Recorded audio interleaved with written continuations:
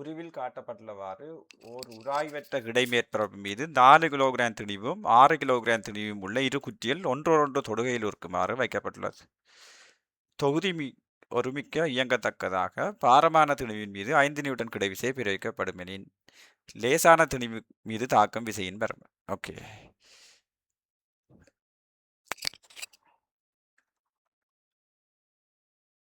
இந்த படத்தை நாங்கள் கொஞ்சம் கிளியராக போட்டோம் என்றால், அதாவது இந்த இருக்கிற 6 கிலோகிராம் திணிவுள்ள குச்சிக்கும் 4 கிலோகிராம் திணிவுள்ள குச்சிக்கும் இடையில் இருக்கும் விசையை நாங்கள் கதைக்கணும் என்றால், இந்த ரெண்டு பேரும்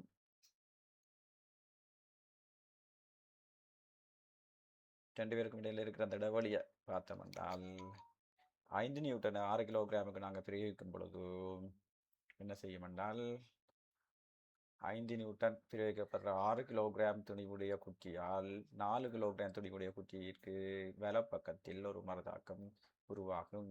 அதே மாதிரி 4 கிலோகிராம் துணிவுடைய குச்சியால் 6 கிலோகிராம் துணிவுடைய குச்சிக்கு இடப்பக்கத்தில் ஒரு மறுதாக்கம் உருவாகும். இது ஆர் என்று நாங்கள் போட்டால் ஆர் தான் கேள்வி. தொகுதி உராய்வற்ற மேசையில் வைக்கப்பட்டு விசை ஒன்றுக்கு உட்படுத்தப்படுகின்றபடியினால் இது ஆர் முடுக்கும்.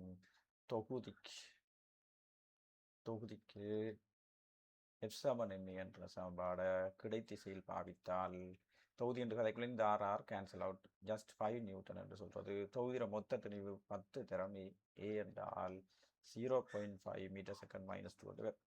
இனி 4 கிலோகிராம் திணிவுடைய பட்டிக் அவர் இயங்குற திசையில் எப்சமனுமே பாவிச்சால் அவரில் இருக்கிற ஆர் என்ற விசை அவர் திணிவு 4 தர ஏ என்றால் 0.5. So 2 Newton. 2வது விடை.